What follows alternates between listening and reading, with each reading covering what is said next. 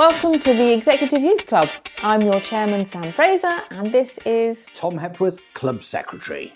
Executive Youth is for anybody between, say, 40 and dead, who is occasionally astounded to find themselves fully grown up. Ambushed by life. Yeah, it's just that. Experience coupled with a massively enthusiastic but ultimately unrealistic attempt to delay the inevitable. We are analogue warriors in a digital world. Ladies and gentlemen, Space Cadets, Marine Corps, this is the Executive Youth Club.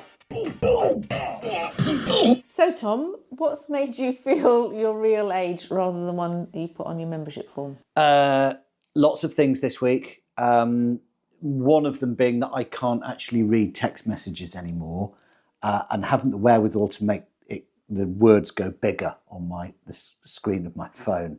So when I'm driving, not that I would look at text messages anyway, when I'm driving and one pops up, I just can't read it. It's just like, no, I'm now officially incommunicado, and you always complain that I don't. Is that in the Balearics? Yeah, it is. Yeah, there was a revolution there. It's all fine now. Recently. We were talking about the Balearics here, and you were talking about WhatsApp. Yes. And how I get cross because you don't. I don't respond to WhatsApp, but It's because you can't actually see the messages. No. Generally, I struggle to see the messages on my phone without making the words so big. I'm scrolling for half an hour to read a simple "Can you get milk from the shops?" text. So I have them at a normal size font, but can't read it. Obviously, and certainly can't read it when the phone is anywhere within 6 foot of my face. So I have to. I don't really bother with it anymore. If you need me, not reading the text, ring me or send me a carrier pigeon. But honestly, WhatsApp, no, I've turned off notifications because it just keeps pinging. It's never ending. It's ceaseless. And I'm not constantly available all of the time. You know, time is short and I'm not wasting it on messaging apps. That reminds me of somebody who I used to phone, and the message was, I'm either in bed, asleep, or in the studio. So basically, they were never, ever going to answer their phone. Perfect. Yeah. But we're being honest about it. Yeah. The thing is everybody screens their calls now. Mm-hmm. Nobody will answer a phone call. They'll screen it and they'll get back to you when they can be asked. I'm just being honest, saying, I'm not going to get back to you. Ever. Until I see if it's really urgent, ring me, and I'll ignore it and see who it's from, and then I might ring you back. So how am I best to get hold of you? Just send me a letter. Text. Honestly, it's because it goes beep, I'm here, whereas WhatsApp, it just sits there and I'll open it maybe once every couple of days. Honestly, I was going to say, I've had easily 2 days go by on a text. Yeah. Is that a problem? Well, it is if the day, 2 days later, we should have done something yesterday. Ah. Yeah. Anyway. Soz. Yeah. Accepted. Do you know, I say soz all the time. It's a word that I've used from school onwards. And it's that beautiful, insincere form of apology. Yeah, you write that as well. All of your messages to me start with soz, because you haven't bloody soz. It's 3 days after you messaged me. Soz. Actually, you've just mentioned something that's made me think of the thing that made me feel old, which is that I was with some girlfriends last week and the celebrations came out. Chocolates. Yeah. And I went, oh, Bagsy, that one. You know, when I was choosing my celebration of choice. Bagsy. I love and I was that. thinking, oh my God, Bagsy that. I haven't said that for 40 odd years. Really? Have you been in a competitive environment? Well, you had a brother, didn't you? So I guess you were all... two brothers. Yeah. You were always Bagsying, weren't you? Yeah, or hitting. Yeah. But no, in school, there was a lot of Bagsying going on. I tell you when What did you go for, by the way? What, in the celebrations? Yeah. I like the coconut ones. Bounties? Yep. Yeah. Fair play. I'm a Milky Way man myself. Slightly distracted because my dog is licking a wound. You like the which one? Milky Ways. The Milky Way. I love the Milky Way too. I like a Milky Way, yeah. Which one's your least favourite? Because I'm out there with the Bounty, but most people don't like the Bounty. No, I like a Bounty. Probably there's Snickers ones, isn't there? I don't like those Snickers. Bloody horrible. No, they're all right. Big size, fun size. No. Get out of here. Mars bars are okay, but they're best had large and in the fridge and sliced thinly. Okay, I'll absolutely go along with that. But the thing is, I was talking about bagsying. Bagsying, and the time then the bagsying happened at my school. So, for a period I was at a very, very posh school. It was a convent boarding school, and we had tea at 4:00. With tiffin? No, with sticky willies. What? Okay. So an iced bun. Was this This was a Catholic school, girls' school. Catholic girls' school, and we called them sticky willies. They were the iced buns. I had no idea what that meant. God None for of that. us knew. None of us knew what we were saying. We were saying, "Ma'am," because all of our nuns were called "Ma'am." Really? So we say, "Ma'am, I'm having a sticky willy," and she would hand over the iced bun. Obviously, she hadn't a clue what was going on either. But the next day, for break, if there were any sticky willies that hadn't gone the day before, they would chop them up and they'd bring them out at break time. But there obviously weren't many. And, so you say, Bagsy, Bagsy a sticky willy. And I've been Bagsying sticky willies ever since. Did the nuns christen them sticky willies? They didn't christen them. The girls called them sticky willies. Right. And the nuns obviously didn't have any experience in that department, the sticky willy department. Of course, Jesus would have a very clean one. Jesus only likes non-iced buns. I tell you what, I was in Palma, last week, looking around the cathedral, and I was struck by, how limited he was in the genital department, because he's just, there's a very flat loincloth. They don't like to lift. You go around Italy and stuff, and you get Florence and Venice. Some of the statues and things. All got really small bits. Yeah, they have. It's great. I think it's I don't know. It's either to make all the blokes think, yay, I'm packing, or maybe over time the fashion has got for more and more bigger ones. Potentially that, or his muse, the life model. I mean, there was no central heating. Oh, it's cold. It was cold. Yeah, it's probably that, likely. isn't it? It's probably just chilliness. Do you know what? This has taken a turn, hasn't it? I weren't expecting to be talking about that. But anyway, Bagsy, that's what's made me feel my age this week. Bagsy, I say Bagsy all the time. Do you still? Not as often. Yeah, it's not sort of fallen totally out of you. Say shotgun quite a lot. Do you say that? No, but it's I like never if said you're going shotgun. for a ride in a car, someone else's car, you go shotgun, which means you get in the passenger seat. So you ride in the front. No? Possibly because I was always the driver. I rarely was. Did you drive at school? No, I learnt when I was 23. Oh my God. Yeah. What were you waiting for? Well, I had to wait for Barry Chuckle to be ready to give me lessons, as you well know. Turn right, turn left, turn right. to you. No, it's a roundabout. As the dual control went through the floor. No, I quite often, at that period when I was learning to drive, my phrase of choice was, nice one. No. It's the time of Britpop. Yeah. And, I lived in the north and it was fine. Nice one. Sound. That was a good one. Sound. No, I'm saying this. I never. Did you ever say any of that? Never. I can't imagine those words ever coming out of your mouth. I don't even know. When would I ever use that phrase, sound? But actually, since I've known you, Tom, I've started picking up some of your, because you always say matey. I do say matey, and I picked it up from somebody who worked at a radio station in Leeds, who was hello, matey. Hello, matey, and it's just a lovely way to greet someone. Yeah. No, I like that because mate, I struggle with. Mate, I think, can have overtones of aggression. Like mate. Yeah, definitely. It's very, very blokey. Matey's jolly, and it also makes me think of that, matey. 70s bubble bath. Yeah, the little blue with his sailor hat. Bobbing along with his sailor hat. Yeah. Very, very friendly. I use chaps as well. Oh, Hello, I love chaps. In an RAF kind of way. Yeah, but the issue with chaps is gendered, isn't it? Well, I use it for mixed. Yeah, I use it for mixed as well. Do you ever say what ho old fruit? Not old fruit, old bean occasionally. What ho old? Hello, old bean. Hello, old bean. I'd love to be in a Jeeves and Worcester novel. No, me too. I'd like to be one of the engaged, the ones that was always getting engaged. I'd like to be a male flapper. I'm probably at the aunt stage now, aren't I? One of the awful aunts. Yes. Aunt Agatha. Yes. Well, you've got a lapdog. I know, I've got two. And your Yale top. It's not great. I'd maybe swap that out for, a more appropriate item of early 20th century clothing. Attention to this because I feel a bit embarrassed. It's my dog walking. It's fine. You wear what you want. Arseholes wear these, don't they? I don't know. Yale. People who haven't been to Yale, I'm sure that people who do go to Yale never wear Yale stash. Well, I wore a Hull University top and I never went to Hull. It was a leaving present. From whom? From my friends in Hull when I stopped working there. Where did you go after Hull then?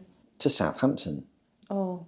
Look, I've got a thing about cities, coastal cities with Luftwaffe town planning. Hull, Southampton, God. Liverpool's great. All the greats. Oh my God. So I'm just thinking actually, when you were growing up, did you anticipate where you might live as an adult? No, never. Oh God, because because obviously I grew up in Essex. Yeah. I know lots of people think I sound way too posh. I was born in Romford. My parents graduated to Brentwood, and that's about we lived opposite the recycling plant, whatever it's called. What was it? We lived opposite the recycling centre. What was that? The Tip, or was that like Tip. It was called the Tip then. Yeah. And in fact, I used to play with the people whose kids lived on the Tip. There was somebody who looked after it. And he had a shotgun, used to shoot rats. Nice. Yeah, that's what. So, What was it like playing on the Tip? That would be ace as a didn't kid. play on the Tip. We shot the rats around the Tip. Just remember in the 80s, like they were building a lot of houses in like where we lived, and we used to like just play on the building sites. And the public information films that were like, do not play on the building sites, you will die. The number of times I jumped off half-built walls, landing in my shorts, inches away from, semi-buried, very sharp bits of metal sticking out of the ground. Oh yes, they're always impaling themselves, yes, weren't they? The kids, I'm amazed I survived without impaling myself growing up. But they were the best playgrounds. It's the same way, I don't know, it's like skate parks are rubbish. Skate parks now, you just see people sitting around drinking cider or like smoking weed or whatever on them. Fair enough. That's what you got to do somewhere. But like, actually, I think ask any skater, and I'm not a skater, but I'm sure they would agree that the most fun to be had skating is in the natural environment, is out there on the steps of a library or a care home or something. Ideal. Rather than in the purpose-built skate park. Well, it's just sanitised, isn't it? Look, I'm just going to bring us back. So I was living in Essex. Yeah. And as I say, people don't believe it when I say I'm from Essex, but I'm like, mate, it's absolutely true. You're having a laugh. Still do. Drop my chips when I orgasm. That's my line for that one. That's how we know.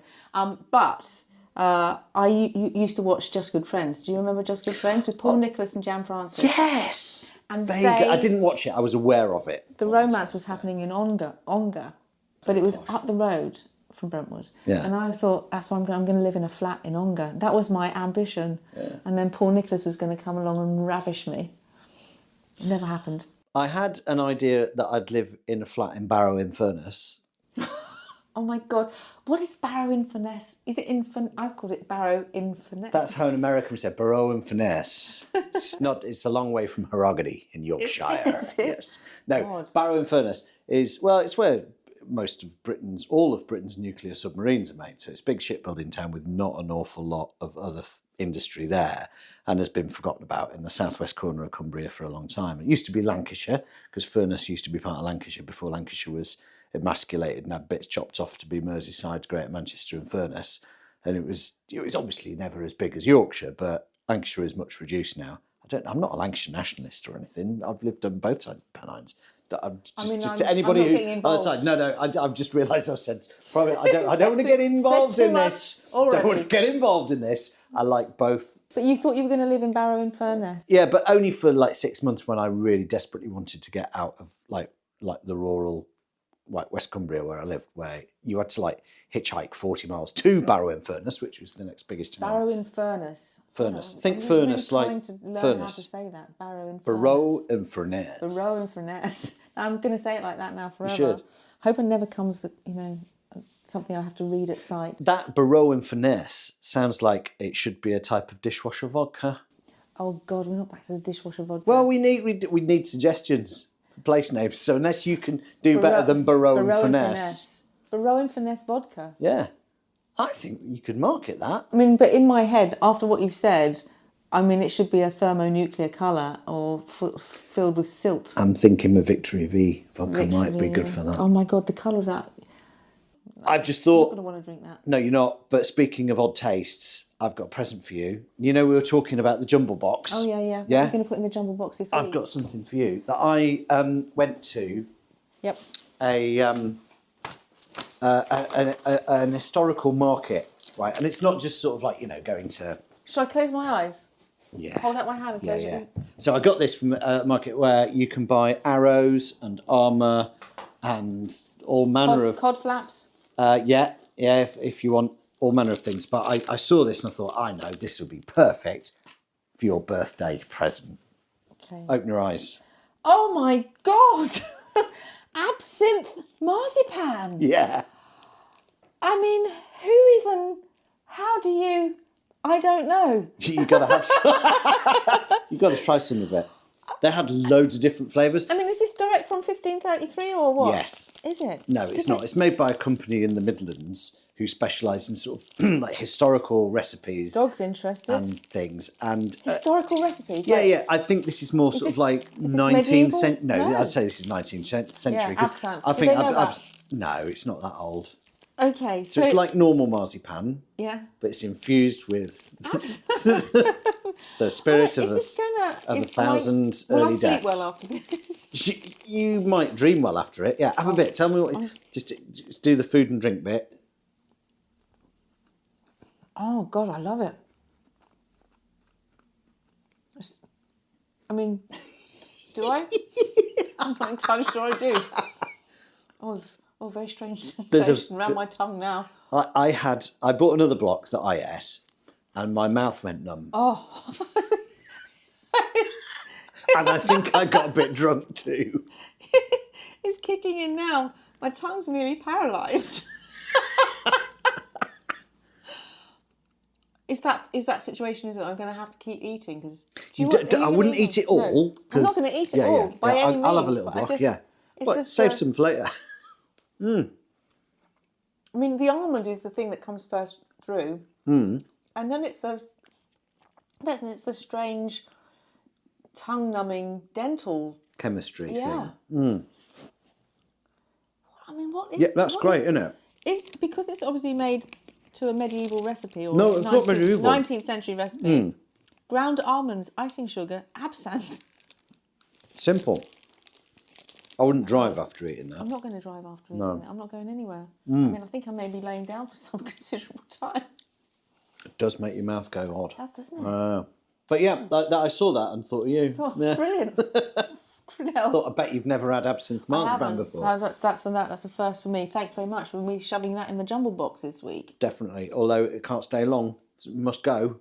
Yeah, well, it's no preservatives in it. Oh, it's got No, icing come on, sugar. absinthe is a preservative in Sugar. itself. It's booze and sugar. But I wouldn't, yeah. So now I feel like I may have a fever dream and then start writing romantic poetry. I think it's, Guaranteed. yeah, absolutely. Just put a pair of breeches on and a flowing shirt and you're away. I did have a pair of breeches actually. Well, Really? +4s. In the 80s? Were you a Sloane Ranger? Well, I mean, I had aspirations in that department. So I did walk around the King's Road quite a lot with a Barber on for a while. Yeah. I had a twin set from Benetton. I've been a chameleon, Tom. Yeah. Wherever I've needed to fit in, I've worn the clothes. You've worn some extreme skins in your past, Sam. absolutely That's quite full on. Yeah. I have as well, don't get me wrong, but I think they've been very, very different skins. I don't think you've ever... I've never been a Sloane Ranger. So actually, I did write when I was at university a very short poem about Sloane Ranger. It was called Sloane Danger. The danger for a ranger is the kiss of a low-paid stranger. Wow, that's That's not only profound, but it rhymes. not even a prerequisite for a poem these days. No, it's not. I can barely make them scan, so that's Yeah, it's good, isn't quite it? good. Yeah, is there a second verse? No, that was it. It was very short. The danger for a ranger is the embrace. It wasn't the kiss, it was the embrace of a low-paid stranger. Yeah. And, even then I was kind of, that's why I was wearing the twin set and pearls. I was looking for a bloke with loot. Yeah.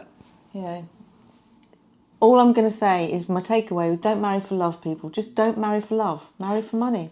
No. Marry for love, or No, absolutely not. No, marrying for money is a surefire way to financial security. And, like, here I am. I don't know about you, because this is another thing that happened to me this week.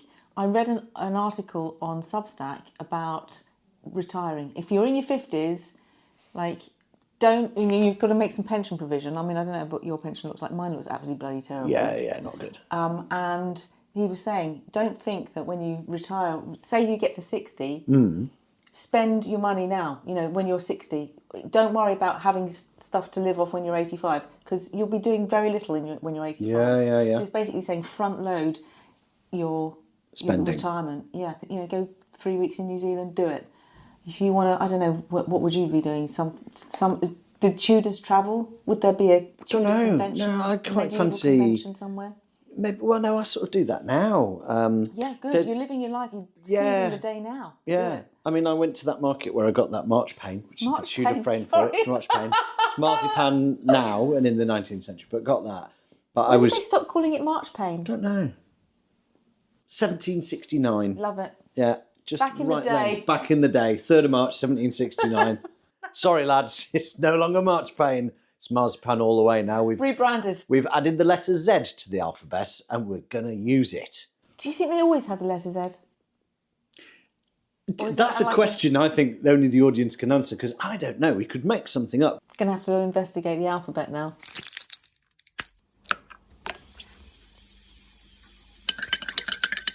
Yeah. Okay. What were we talking about? Pensions. 12 good years, basically. 12 good years. You've got to do everything before you're 72. And I know that there will be some executive youth members who will say that's absolutely rubbish. But, essentially, I've written about this myself. And my takeaway was, like, if you want to get off with Howard from Take That, you've got to front load that as a priority in your retirement. How old is Howard from Take That? I think he's a bit older than me. Okay. So I think he's in his late 50s. Then, to be fair, if he's a bit older than you, then surely you could get off with him any time you wanted. The thing is, theoretically. What they would say is get off with him before 72, because he won't remember it. Won't remember it, or it could be quite disappointing when it happens. I don't know. I've been trying. What have you got long. in mind? Well, I don't know if you've seen that video. Take That. Oh God, which one is it? Where he's sort of in the shallows, I think it's off Mexico. I can't remember where they filmed it, but he's sort of doing yoga in the shallows of a beautiful sea, and did his yoga mat get washed away? He didn't bother with the mat. God, silly he barely sod. bothered with the clothes. Trunks. Do you know, I'm not au fait with the great work. And this is where I probably diverge away from many members of Executive Youth, in that Take That just absolutely bypassed me. Yeah. It's just not my thing. Pop, generally. Yeah, no, I know. You've got very... But I think I've got a very diverse taste. Well, you've got more... Catholic taste. Catholic taste. Very focused, very... I mean, I think all your music tastes are out and out cool. And even when you get a bit folksy, because even that stuff is really cool now. Yeah, no, well, it's the thing is liking it before it was cool. So. Yeah, absolutely. Yeah. I mean, I started singing to you and you were not feeling it. I wasn't. My only experience really of folk is Billy Bragg and Bellowhead. Do they even count? Yeah, of course they do. Yeah, absolutely. They're legitimate, folk singers and that. Billy Bragg is more like a singer-songwriter, really, but yeah, it counts as folk, absolutely. Folk's just stuff people sing, basically. It's not hey, nonny, no, cider, tankard, Aaron jumper wearing, bearded, all around my hat. All around my hattery. There is an element of that, don't get me wrong, but there's space for everybody. In the same way that... But not for Howard from Take That, apparently. No. I don't want him wearing a hat anyway. But he did have a hat at I one could point. see with him... the flaps. What are those hats called? Like deer stalker? Deer stalker, like Sherlock Holmes. I Yeah, could see him with a deer stalker, massive bushy beard, a great big bulbous beer belly in an Aran sweater with spaghetti stains down the front. Yeah, the breakdancing days well behind singing him. Hey Nonny No. Knee deep. I won't need to get off with him. I'll have to have another aspiration for my retirement. So, sorry, that's what's gone in the Jumble Box this week. Yes. And I haven't... Absinthe marzipan. Now... I can't say it. Absinthe marzipan. No, Marchpane or marzipan. This is marzipan, so this is post 1769. Oh, okay. So you were right with the Z. Yeah. Okay. I'm really going to have to do some homework tonight. And I haven't actually brought anything to the party this week for the Jumble Box. That's all right. The Jumble Box, we'll just have to dump it, fly tip it somewhere if it gets too full. Exactly. So do you know? Oh God, that reminds me of the worst ever lift I got hitchhiking. This is a thing that you don't see anymore. Hitchhiking. Nobody bloody does it anymore, do they? Yeah. Go on, you tell me your worst time ever. I was trying to get back to where I lived in rural West Cumbria, and got to live with this bloke, flatbed. Is that what it's called? Rural West Cumbria. Well, RWC.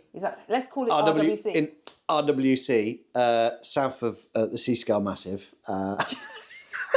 Sutterfield. But yeah, trying to get a lift back there from sort of the M6 basically. So it's a good hour on twisty little roads up that way, and got a lift.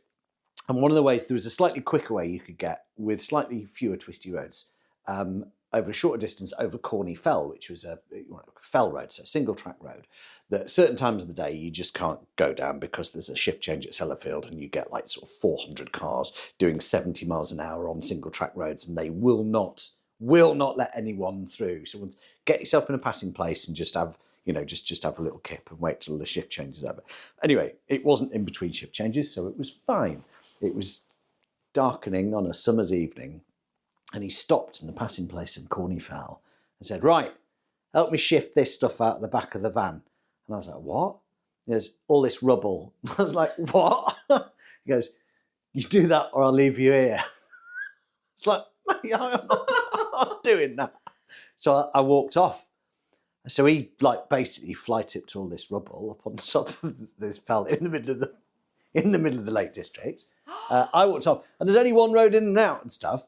And I was absolutely bricking it that he'd come after me and, in Duel, the film, and run me over. Because there was no one around.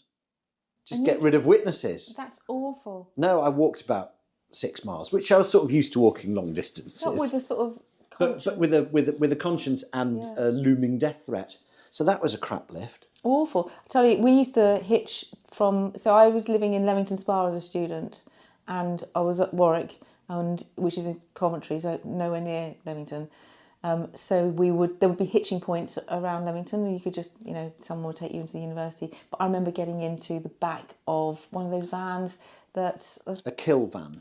Honestly, there were no windows in the back of the van. It was like a removals van. Was there sort of heavy-duty plastic sheeting covering all of the walls? The thing is, I was so naive. Even if I'd seen it, it wouldn't have meant anything. I just hopped in, get in the back of the van. Get in the back of the van! And it was only sort of, 5-10 minutes in, I was thinking, this is a really stupid thing you've done. You can't even see if you're going anywhere near. Anything could have happened. Could you see out of No, there was the nothing. front? It was like a removals van. I was in essence a small armchair. Was anybody else with you when you're on your own? I was stupid, wasn't I? Sam! That was a brilliant example of me failing to think defensively, which was what was my father's advice when I'd gone to university. Think defensively? Yeah, things like, Sam, which is another thing I've done, don't walk down the village in your pyjamas and ask somebody to come back. I thought there was a mouse in my... it wasn't a mouse. I thought there was a bat in my bathroom. Yeah. I was living on my own. I was worried about the bat, and I was starting to run the bath. So I needed someone to come and get the bat out of the bathroom. This doesn't make sense at all, does it? But I went in my pyjamas, and there was a garage down the road, and I just said to this bloke, "Excuse me, do you think you could come back? I think there's a bat in my bathroom." So I took him upstairs, this bloke I'd never met before, God knows what he thought. He switched off the taps for me, thank God, before the bath overflowed. And I gave him a piece of silk damask I had to hand. I said, "It's behind the loo." He could see a little Silk damask. A little To wrap it up with. Yeah, like a scarf. Oh, It was very attractive. Yeah, it was very pretty. it's a bat about It town. was when I still had my... A little bit zhizhy. Exactly that. Is it Pipistrel? Pippi... Yeah, I don't know, actually. Pippi Strel. Who was she? Pipistrel. Anyway, he, like, threw the silk over what I thought was the bat behind the loo, picked it up. Massive turd. No. It was the knob from the loo roll holder. Oh. It had dropped off. And I said to him, I thought it scuttled. And he said, well, it would have rolled. But anyway, I told my dad that, and he said, Sam, you weren't thinking defensively. What were you thinking going out in your pyjamas, inviting a strange man upstairs in your house alone? And I've been told to not think offensively. In which perspective? I mean, Just I think generally you're in life. Yeah, there's a certain directness about you which takes a bit of getting used to, I think. Thanks. No, I mean, it's true. You know, I'm a people pleaser, and I never say no. You are something of a people pleaser, but you do say no. You've got boundaries. I'm increasingly saying no more and more, and it's really liberating, actually. Who have you said no to recently? Well, I can't remember. I don't know. I've not said it that much. No, exactly. No. Yeah, I think you think you say no more often than you do. Probably right. Yeah. I think secretly really nice. Now, I tell you what, I haven't brought anything for the Jumble Box, but I have got a nomination for this week's Executive Youth Club Member of the Week. Member of the Week. Who could be the Member of the Week? Okay, I'm positing Diane Morgan, aka Philomena Kunk. She is one of my favourite comedians. Why do you like her? Oh God, I love just everything about her is just superb. Massive fan of Motherland. Loved her character in that. Philomena Kunk is just a work of genius. Just her delivery is great. There's everything about her. She is one of the funniest people ever, and I just love her. She is so funny. I love her deadpan delivery. Yeah. And have you been watching Last One Laughing? Yes. Isn't it good? So I was so gutted when she went. I know. And I tell you what, the unusual thing is, actually, you don't see her laughing very often on screen. And it was so wonderful to see her struggling to stay deadpan. She's recently been doing a public information films for the Southern Railway, about not running onto trains with automatic doors. And they're very good. Are they funny? Yeah. When you do a public information film, I'm sorry, it elevates you. Michael Aspel, Darth Vader, Diane Morgan in the pantheon. Gary Glitter. Oh no, that was... Oh my word. No, he advertised British Rail, didn't he? They got it wrong, didn't they, in the 70s and 80s? Rail card, yeah. Gary Glitter, Jimmy Savile. Who else should... Rolf Harris, let's get him involved. Oh God, I always remember that poster was on our local station in our village in rural West Cumbria, which was literally a bus stop on a platform in the middle of nowhere. Actually, no, it was near a gun club. So you'd stand there and hear like magnums going off and stuff. Lovely. Yeah, it's great. We were right next to the low-level nuclear waste dump, but I'll tell you more about that another time. But it's great. Endless jeopardy. But we had a Gary Glitter poster saying, some people do anything for a young person's rail. And there was a picture of him looking startled with cream all over his face and a cucumber on one eye like a perverted monocle. Are you allowed to nod to the glitter anymore? I don't know, we're nodding to it, we're taking the piss out of him. Well, he was taking the piss out of himself. And at the time I thought, God, amazing, for a man with an ego, turns out he had more than an ego. That was the least, egos were the least of his problems. Yeah.